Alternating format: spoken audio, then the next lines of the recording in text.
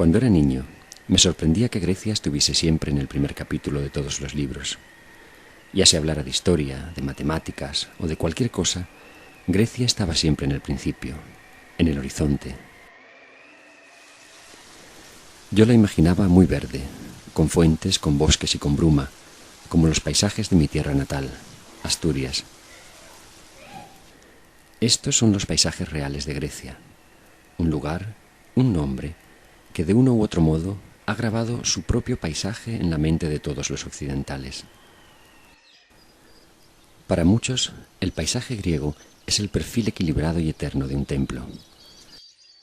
Para otros, ese paisaje instalado en la imaginación es un paisaje de columnas en ruinas.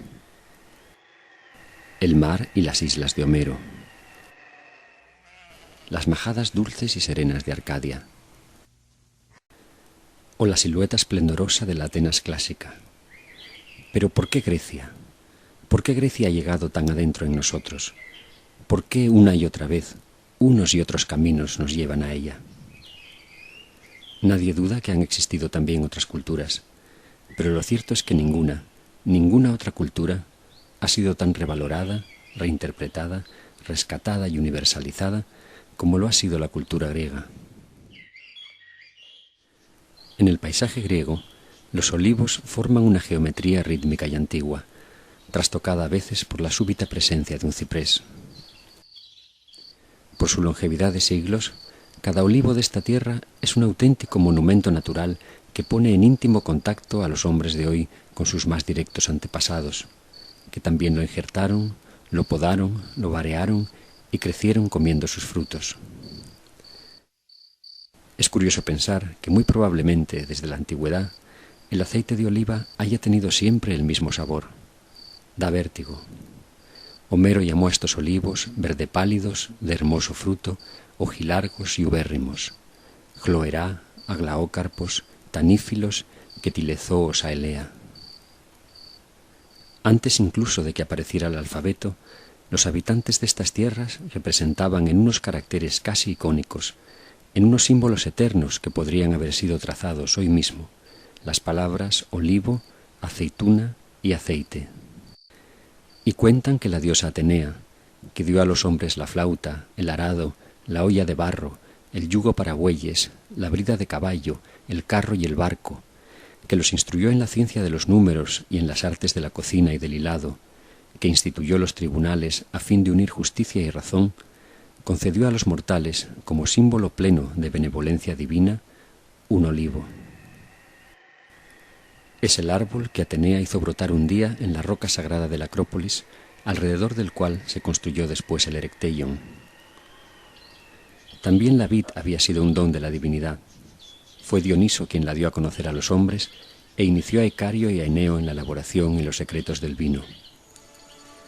Por su parte, Deméter y Core, las diosas de Eleusis, enseñaron al príncipe Triptólemo a cultivar el trigo y le dieron un carro tirado por serpientes aladas para que divulgara su conocimiento por el mundo. Trigo, vid y olivo, pan, vino y aceite, los tres elementos sobre los que la civilización mediterránea se ha sostenido y ha llegado hasta aquí. ¿Y qué sabemos de ellos antes de Grecia? Muy poco, casi nada. Es posible que otros pueblos antiguos conocieran también el trigo, la vid y el olivo antes o al mismo tiempo que los griegos, pero como en tantos otros casos, fueron los griegos, con sus mitos y sus obras, quienes hicieron de ellos una cultura. Todo rincón de esta tierra es en realidad el escenario de un mito. Aquí están las cumbres del Olimpo, la sagrada morada de los dioses. Las aguas sobre las que Caronte cruzaba a las almas con su barca. La playa donde Atenea hizo comprender a Odiseo que había llegado por fin a su patria. Yo he visto al anochecer el cielo de enero sobre las aguas del río Elisonte, donde las erinias persiguieron a Orestes con sus dedos de látigo. Mis pasos me han llevado hasta la remota cueva donde Rea engañó a Crono entregándole una piedra envuelta en pañales. Hasta la cumbre de Alifera, donde Atenea emergió como doncella armada de la cabeza de su padre, Zeus. Hasta la laguna donde Alfeo se enamoró de Aretusa, y donde Heracles abatió con sus flechas y sus crótalos de bronce a las terribles aves estinfalias, y hasta la solitaria cumbre del monte Liceo, donde los pelasgos adoraban por igual a Zeus y a Pan. Sin duda, Grecia debe a la seducción de sus mitos gran parte del lugar que ocupa en nuestros corazones. Los griegos nos legaron los mitos, las historias más antiguas de nuestra civilización. Sus imágenes nos unen a los hombres de todas las épocas. Su simbolismo ha fecundado reiteradamente las expresiones de nuestra cultura, y su lugar en la conformación de nuestra identidad no puede ser ya reemplazado por ninguna otra historia, ni pasada ni futura. En realidad, ignoramos aún lo que yace amalgamado en el fondo de esas historias inquietantes de dioses y de hombres. Pero una cosa sí está clara, que el mito griego consiguió llevar a cabo la delicada operación de desdibujar las fronteras entre el hombre, la naturaleza y la divinidad. Gracias a los mitos, la geografía de Grecia es única en el mundo, porque en ella la historia natural es a la vez humana y divina. Situando el nacimiento, la crianza y los avatares de los dioses en los mismos lugares donde los hombres habitaban, el mito consiguió integrar al hombre en la naturaleza y lo divino, haciéndolo partícipe de su mecánica y de su armonía. De este modo, los antiguos griegos hallaron una forma de comprender el mundo, que no una forma ingenua de explicarlo. Nacieron y crecieron como pueblo en ese imaginario de los mitos, cohesionaron con ellos su identidad como nación, dieron expresión a su religión y a su cultura, y entablaron con la naturaleza una relación integradora y respetuosa. Y no fueron solo sus creadores, sino también sus primeros intérpretes y sus primeros críticos. Los mismos griegos que nos transmitieron los mitos se preguntaron repetidamente sobre su sentido y definieron frente a ellos el territorio de la razón. Para otros pueblos y otras religiones, indagar en la naturaleza, acercarse a lo humano, a lo corpóreo y a lo terrenal, significó apartarse peligrosamente de lo divino. Para los griegos, sin embargo, no existió en realidad ese conflicto. Por eso nos legaron una actitud ajena al dogma y abierta hacia el asombro y el conocimiento. Más tarde, Europa despreció esa actitud durante siglos de oscurantismo y fundamentalismo religioso, y siempre que intentó recuperarla, lo hizo mirando nuevamente a Grecia. Favorecidos por el lenguaje abierto e integrador del mito, los griegos disfrutaron de una fe sin dogma. Su religión no consistió en un credo, sino en una actitud ante el misterio, y una actitud marcadamente humilde. Zeus, quien quiera que seas, hace decir Esquilo al coro, pues si gustas de ser así llamado, así te invoco. Nada hallo comparable a ti, por más que lo sopeso, si quiero de verdad alejar toda vana inquietud de mi espíritu. Esta actitud hizo que los griegos no excluyeran de su culto a los dioses que no conocían. Por eso San Pablo, subiendo hacia estas rocas del Areópago, pudo encontrar un sorprendente altar dedicado al Dios desconocido, y pudo así decir, ante aquellos hombres abiertos a escuchar cualquier novedad, que de ese Dios al que ellos adoraban sin conocer, venía a hablarles él. Todos le escucharon, algunos le creyeron, otros no. Frente a tantas guerras santas que han llenado de sangre los siglos, frente a la intolerancia religiosa que aún hoy padece el mundo en que vivimos, dicha actitud humilde continúa siendo revolucionaria. La ausencia de dogmas incuestionables, la apertura hacia nuevas ideas, el asombro y la duda fueron los ingredientes de una actitud creadora y valiente que los griegos bautizaron como filosofía. La filosofía, como ejercicio libre y crítico, como conocimiento que no viene de arriba, sino que se construye desde el interrogante y desde el diálogo, es una disciplina nacida y cultivada en esta tierra. En otros sitios hubo sabios, genios e iluminados, pero no compañeros de pensamiento, cómplices entusiastas en el empeño de encontrar la verdad.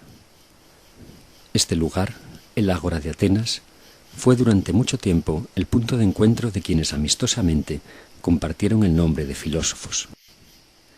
Aquellos pioneros hicieron del propio pensamiento objeto de su reflexión, ejercitaron y aquilataron sin descanso la facultad de argumentar, aprendieron y enseñaron a dudar, e indagaron en lo establecido sin temor a asomarse al vacío.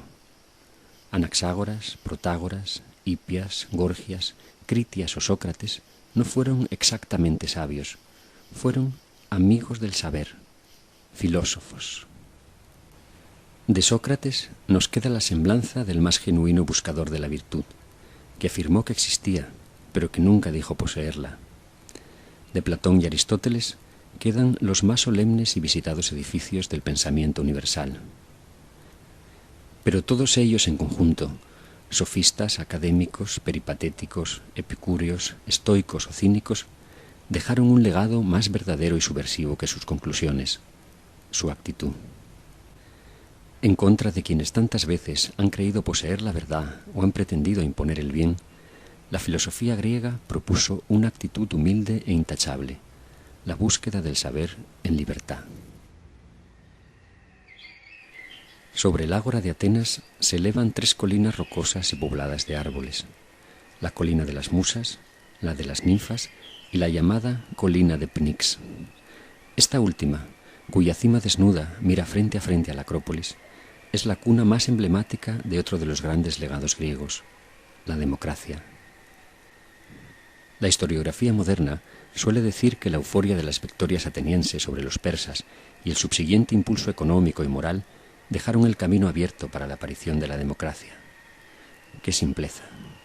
Todos sabemos que en la historia del mundo hubo muchas victorias que trajeron consigo riqueza material y sentimientos de seguridad y orgullo, y que sin embargo no crearon en absoluto nada parecido. La democracia surgió del alma de los griegos, que desde Homero habían comprendido que la vida de cada ser humano, anthros psychi, es única y más valiosa que cualquier tesoro o cualquier ambición. Surgió de su afán por definir lo inherente al hombre, de su incesante búsqueda de lo universal, y del convencimiento de que la idea de justicia y el impulso de la voluntad habitan por naturaleza en cada uno de los seres humanos. Hace 2500 años, en el escaso espacio de unas décadas, fue tomando cuerpo sobre el proscenio de esta plaza una creación única. Por primera vez se infundió sobre un pueblo el sentimiento vivo de una ciudadanía, activa, libre, responsable y democrática.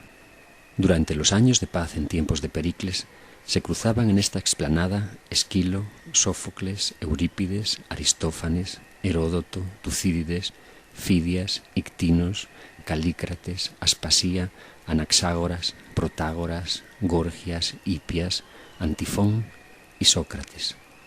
Se dice pronto. De todos ellos y de otros que vinieron después, hemos heredado la ciudadanía. Hasta entonces, en la historia de la humanidad, el hombre no era ciudadano. Había culturas de cumbre, de poder concentrado en un rey dios o repartido entre una casta, pero no culturas de ciudadanía. Y la democracia se creó sobre el demos, un pueblo consciente de su dignidad y dispuesto a ejercerla. La experiencia de las polis griegas, con todos los defectos que puedan señalarse, confirió a la sociedad del momento unos sentimientos de libertad, justicia, igualdad, responsabilidad e implicación en la definición y en la salvaguarda del interés común, desconocidos en su época y, desgraciadamente, en las épocas que vinieron después. La democracia griega tuvo por ideales supremos la libertad y la igualdad, ideales que desde esta tribuna fueron defendidos por los ciudadanos mediante la fuerza de la palabra. Por un lado, libertad para hablar en privado y en público, libertad para participar en la política, libertad para vivir conforme a los propios deseos. Por otro lado, isonomía o igualdad ante la ley, isopolitía o igualdad de derechos políticos, isigoría o igualdad en el uso de la palabra. Y junto a estos derechos, también una virtud, la parresía, la virtud de implicarse y de usar la palabra para defender la verdad. El esplendor de estas ideas, evocadas en estado puro desde lo alto de esta roca, nos revela lo frágil y confusa que aún hoy es la democracia en el mundo. No solo Atenas, sino también las islas y todas estas tierras de la Grecia peninsular cultivaron con esfuerzo el proyecto de la democracia. A uno y otro lado de estas aguas del Golfo de Corinto se extienden las tierras de 2 de las más importantes confederaciones de Grecia. De este lado sur, la de los aqueos, en las costas de enfrente, la de los etolios. Mientras en el resto del mundo imperaban las monarquías y la autoridad de la costumbre, las polis y las confederaciones griegas se regían por asambleas de ciudadanos libres comprometidos en la definición del bien común. Este frágil sistema, basado en la virtud política del individuo, sobrevivió, no obstante, más tiempo que cualquiera de las actuales democracias a los eventuales conflictos de intereses entre griegos. Si finalmente sucumbió, fue por las propias exigencias del empeño, por la inquina de traidores y por la llegada de invasores extranjeros. En estas hermosas aguas a la entrada del Golfo de Ambracia tuvo lugar la famosa batalla de Actium, la derrota militar de Marco Antonio y Cleopatra que llevó a Octavio a convertirse en el primer emperador romano. Parece increíble, pero desde el lejano Octavio Augusto hasta la independencia de Estados Unidos, la Revolución Francesa y las posteriores revoluciones burguesas, ningún estado del mundo fue gobernado por un sistema de pretensiones democráticas y constitucionales. Las democracias representativas de hoy en día, herederas más bien del republicanismo romano que de la democracia ateniense, no han pasado de ser oligarquías amparadas en un controvertido respaldo popular. La democracia griega cayó en el olvido. La propia palabra democracia tardó 2000 años en entrar en las lenguas de Occidente, y la idea concreta de lo que esta forma de gobierno significa fue reconstruida por historiadores y filólogos hace apenas 2 siglos a partir de los textos de Tucídides, Isócrates, Demóstenes y Heródoto. Indagar en el pasado de forma crítica y reflexiva fue también en su origen una empresa griega. El pionero de este empeño fue precisamente Heródoto de Halicarnaso, un inquieto viajero nacido en una ciudad griega sometida al control de los persas. Heródoto no se propuso trazar una genealogía mítica ni componer una epopeya, sino entender las causas que habían conformado su tiempo, explicarse a sí mismo la razón de su exilio, comprender el origen profundo del enfrentamiento entre griegos y bárbaros. Para ello, se lanzó a navegar por el Mediterráneo y a recabar testimonios directos de los testigos presenciales de los hechos y de sus herederos. Recorrió, indagando, las islas del Egeo, las costas del Mar Negro, Egipto, Babilonia, Tiro, el sur de Italia y casi toda Grecia hasta reconstruir lo sucedido en el mundo durante los tiempos de los 4 últimos reyes persas, Ciro, Cambises, Darío y Jerjes. Con su larga y concienzuda labor, Heródoto estaba inventando algo nuevo, la historia, una palabra que aparece por primera vez en su obra significando precisamente indagación. El esfuerzo intelectual llevó a Heródoto a la tolerancia. Esta es la famosa bahía de Maratón, el escenario de la gran batalla entre griegos y persas narrada por el historiador. La historia que Heródoto nos dejó en herencia está narrada sin acritud y con empatía. Es el fruto de una visión respetuosa y tolerante de todos los pueblos y sus costumbres, el fruto de una mentalidad abierta. Por otro lado, su condena de la guerra es constante, como su compasión por el sufrimiento y la desgracia de ambos bandos. En este cañaveral murieron atrapados más de 6000 persas. Bajo este túmulo de Maratón yacen los restos de los 192 atenienses caídos en aquella batalla. En la paz, los hijos entierran a los padres. En la guerra, son los padres quienes entierran a los hijos. Esta frase de Heródoto, tantas y tantas veces repetida, resume el antimilitarismo y la cordura con los que comenzó a escribirse la historia.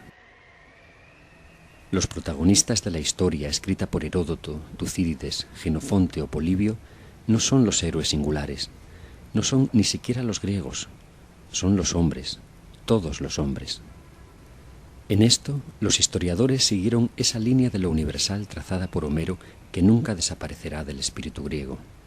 Y en esta universalidad, la historia coincide con otro de los grandes hallazgos de los griegos, la tragedia. Este es el teatro de Dioniso Eleuterio, el primer escenario de las grandes tragedias. La palabra teatro significa lugar para ver. Así pues, el teatro no es una acción considerada desde el escenario o desde la representación, sino desde aquí arriba, desde las gradas desde las que miran los espectadores. A partir del siglo V a.C., Grecia se llenó de teatros. Las historias que se representaban en ellos eran por lo general recreaciones de mitos conocidos y antiguos. En esos casos, el argumento apenas aportaba nada. Lo importante era ver a los héroes a solas en el momento de su decisión, ver desde estas gradas silenciosas cómo el héroe valora sus acciones desde dentro, sentirse seducido por esa invitación al denuedo ante la dura fuerza del destino y ante la indócil e imprevisible materia con la que hemos sido modelados por los dioses. La tragedia presenta el conflicto, pero no lo zanja. Por eso fue una escuela de pensamiento y democracia. Otros pueblos contaron con el material narrativo de los mitos, pero no llegaron a extraer de ellos un conflicto ético como el de la tragedia. Dicho de otro modo, otros pueblos pudieron entender sin duda la zozobra de un hombre que mata a su madre para vengar la muerte de su padre, pero ninguno de ellos escribió la Orestiada. Los griegos nos dejaron la tragedia, pero también la comedia y la poesía lírica y la épica y la historia, el ensayo, la novela, el diálogo, el epigrama, el encomio, el epitalamio, la hermenéutica, la propedéutica, la coreografía. Todos los géneros literarios en que nuestra cultura se ha expresado y se expresa son una herencia de los griegos. El gran mérito de aquellos hombres es que en todos los ámbitos cifraron siempre lo que imaginaron y que lo hicieron de forma magistral. Por eso, quienes han venido después han tenido que referirse a ellos, que intentar evolucionar sobre ellos.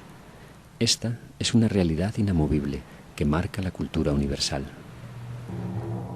La literatura, la historia, la política, la ley y la ciencia se desarrollaron por escrito con los griegos.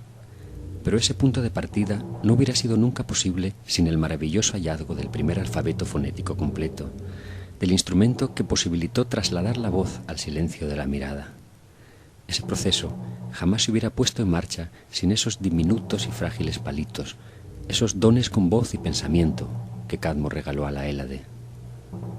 Si el latín dejó de ser un día una lengua ágrafa, fue porque recibió las letras de los griegos salidos de este puerto de Eubea. Y si las lenguas de Occidente comenzaron un día a escribirse y a desarrollarse, fue también porque recibieron la herencia de aquel alfabeto.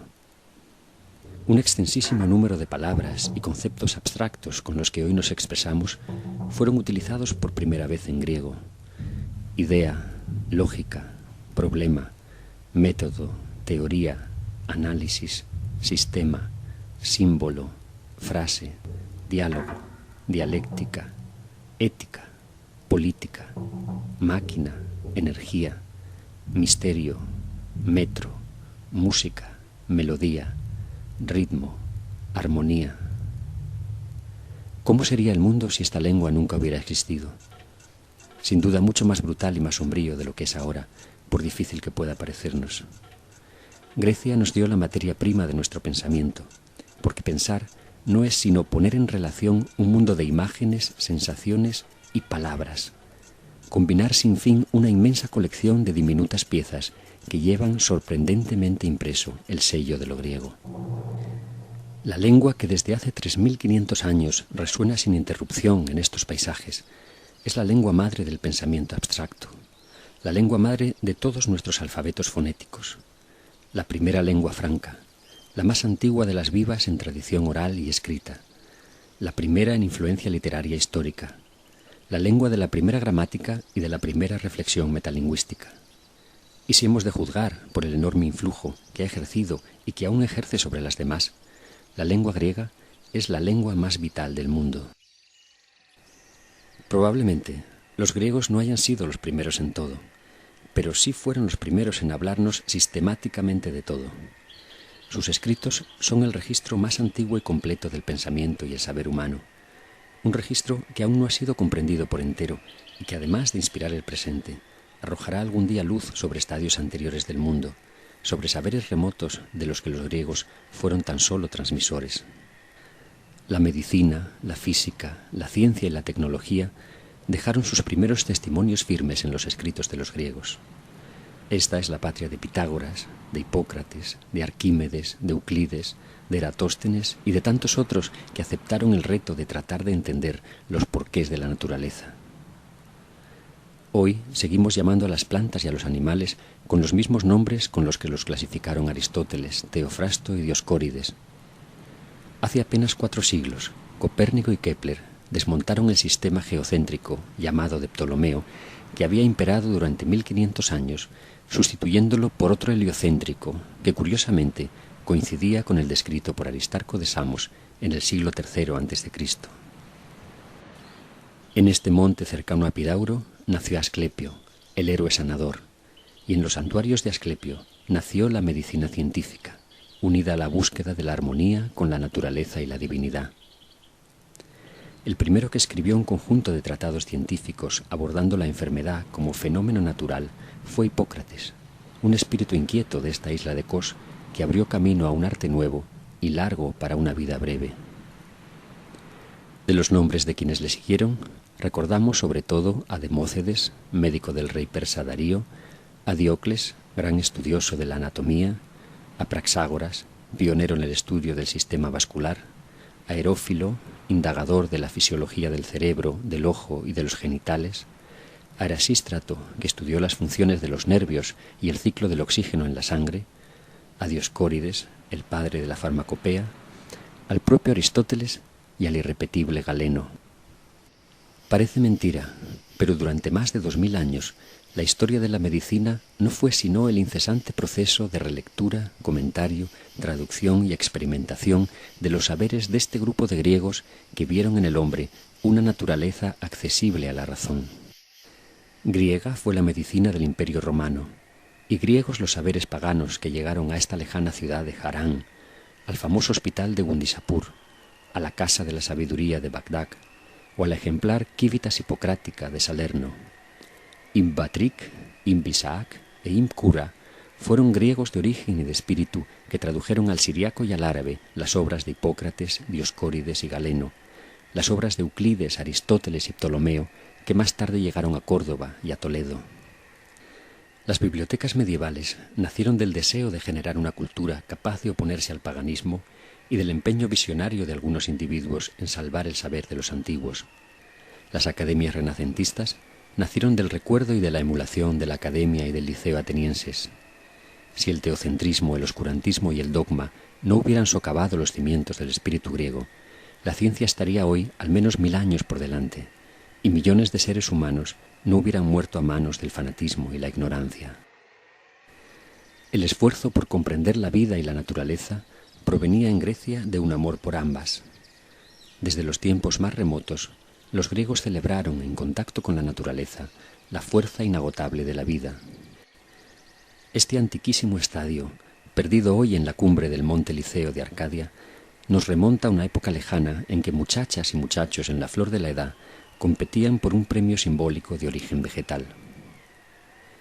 Aquellas primitivas celebraciones, en las que el elegido encarnaba la fuerza regeneradora de la naturaleza, fueron el germen de los juegos gimnásticos y de los festivales panhelénicos, el origen remoto de nuestro moderno y controvertido deporte.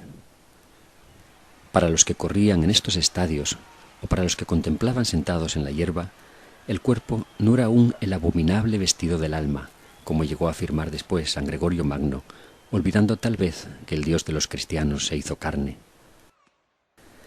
Los griegos ensalzaron la belleza, el cuerpo, el amor y el erotismo, y a salvo del puritanismo y de la mortificación, consiguieron una civilización alegre e inocente. Entre las ruinas del templo de Hera en Olimpia, al lado del antiguo estadio, cubierto por los lodos del río Alfeo, apareció hace poco más de un siglo el Hermes de Praxíteles, la maravillosa estatua del escultor griego cuya obra había fascinado e inspirado a generaciones de artistas solo a través de toscas réplicas romanas. Cerca de estas casas del pueblo de Clima, una azada sacó un día a la luz la famosa Venus de Milo. Una y otra escultura, rescatadas del barro, nos hablan de nuestro propio cuerpo con una admiración y una delicadeza desconocidas en los largos siglos que siguieron a la pérdida de estas estatuas. Paralelamente a la escultura, la gran arquitectura griega nació del deseo de someter la materia y el espacio a una fabulación conceptual. Al igual que hizo el mito, se propuso integrar en una misma creación al hombre, la naturaleza y la divinidad, y desarrolló para ese fin una herramienta tan precisa y sutil como la música, pero aún más enigmática, si cabe, por hallarse expresada en el silencio, la geometría. Los griegos elevaron la geometría desde el empírico cordel para medir los campos hasta la abstracción matemática total.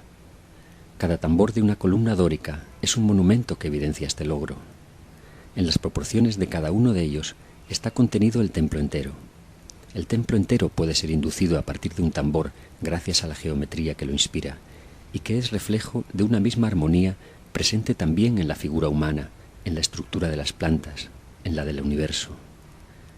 Euclides y su escuela formularon estos principios de forma sistemática, con tal rotundidad, que su obra se transmitió intacta hasta el siglo XIX y no fue completada hasta el XX.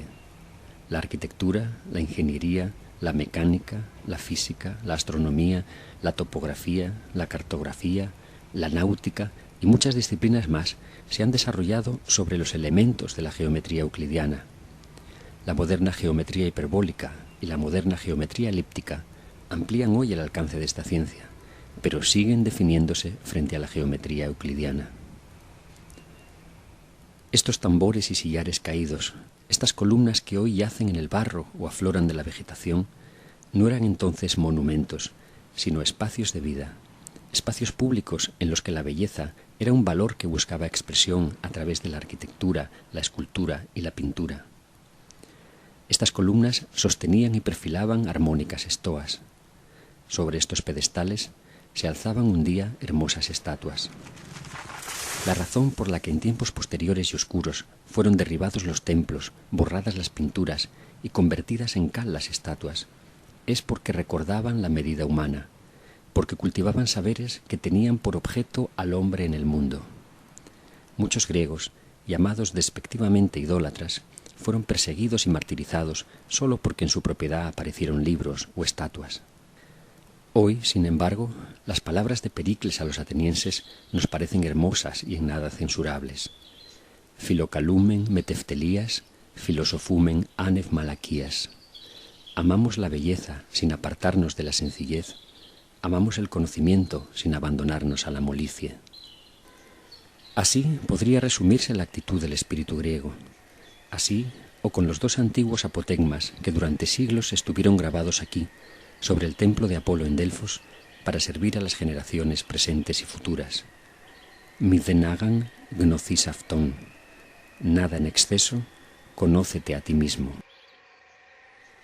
Con su ponderación y con su búsqueda, aquellos espíritus denodados intentaron construir un mundo nuevo, alejado del dogma y sujeto al cuestionamiento, a la ética, a la estética, a la ley y a la libertad.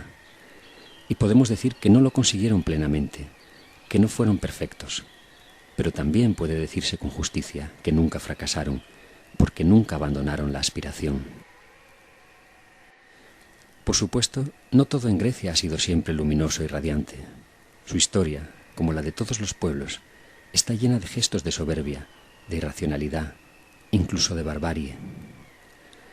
Pero de esa niebla consiguió levantarse un espíritu capaz de seducir a los más generosos y conscientes de todos los tiempos. El espíritu humanista, la preocupación por el hombre en el mundo, la confianza en su capacidad y su conciencia para elegir libremente lo bueno y el esfuerzo por defender la dignidad de cada ser humano aun contra los más bajos impulsos naturales de su propia especie. Esta actitud humanista, que por supuesto no es exclusivamente griega, que incluso ha sido reiteradamente traicionada por los griegos, ha sido, sin embargo, conceptuada, cultivada, defendida y recuperada una y otra vez a lo largo de la historia, apelando de manera especial a lo griego. Esta actitud humanista le debe mucho a Grecia, pero también es cierto que la imagen de Grecia en el mundo le debe mucho a esta actitud humanista. Grecia, como ideal, es una patria espiritual eternamente joven, una creación infieri, un reto abierto que atraviesa la historia como una revolución permanente, o más aún, como una permanente seducción hacia lo mejor. En Aristevin, puso Homero en boca de los héroes, esfuérzate siempre por dar lo mejor. Como es de suponer, esta actitud ha sido siempre de unos pocos, una actitud de resistencia frente a un entorno adverso y bárbaro. Sin embargo, cada vez que ha brillado a lo largo del tiempo, en medio del abuso, de la desmesura o el oscurantismo, la humanidad ha dado un paso hacia la sensatez, hacia la ponderación, hacia la dignidad del hombre por encima de credos o intereses. Claro está, no es seguro que esta esforzada actitud humanista acabe triunfando sobre el abuso y la barbarie.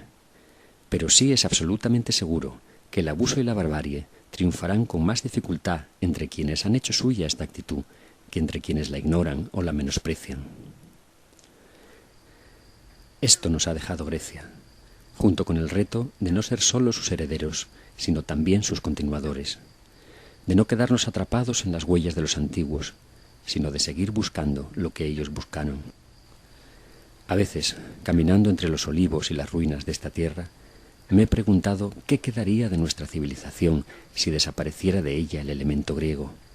¿Cómo seríamos si careciéramos no solo de ese inmenso legado, sino también de ese impulso valiente que ha movido siempre a interesarse por lo humano? Y veo entonces un enorme vacío. Las ruinas nos alertan de la fragilidad inadvertida de la civilización. Nos recuerdan que sus conquistas son efímeras, que deben ser defendidas cada día que amanece, y que la única civilización posible y digna de tal nombre es la que une a los hombres contra la barbarie. Todo lo dicho nos acerca de algún modo a comprender lo que perderíamos si renunciáramos a lo mucho que de griego hay en nosotros. Y a quienes piensan que no es para tanto, e incluso abogan por aligerarnos de ese nostálgico bagaje, les pregunto, si renunciáramos a él, ¿qué es lo que ganaríamos? ¿Podría esa pérdida quedar justificada y compensada por la perspectiva de alguna ganancia? ¿En nombre de qué propones enterrar el helenismo? Sinceramente, creo que lo que hace a una cultura grande es su capacidad de evolucionar e inspirar algo nuevo. Y esto es precisamente lo que nos ha dejado Grecia. Grecia ha tenido la cultura más inspiradora, la cultura más y mejor cifrada. Ha dado forma de cultura a realidades naturales. Nos ha dejado el mito, enseñándonos una actitud humilde y tolerante ante el misterio. Nos ha retado a conquistar la democracia y sus ideales de libertad y de igualdad. Nos ha dejado la ciudadanía, la política, la ética, la historia y la literatura. Nos ha dejado el alfabeto y la estructura básica de nuestro pensamiento. Nos ha educado en la belleza. Nos ha dejado la actitud científica, la actitud humanista, la patria espiritual. Ha definido el alma del hombre justo y libre y nos ha señalado bien ese camino. Grecia, como herencia, como desafío y como voluntad, nos ha impulsado siempre a ser mejores. Y olvidarnos de ella, hurtarle a las generaciones venideras el conocimiento de su legado y su actitud, es limitar la posibilidad futura de construir un mundo diferente y alcanzar a conocer algo distinto al simple efecto del abuso y la mentira. Por eso, Grecia. Por todos estos bienes, Grecia. Y porque cada paso que ha hecho avanzar al hombre hacia la civilización, lo ha hecho también deudor de Grecia.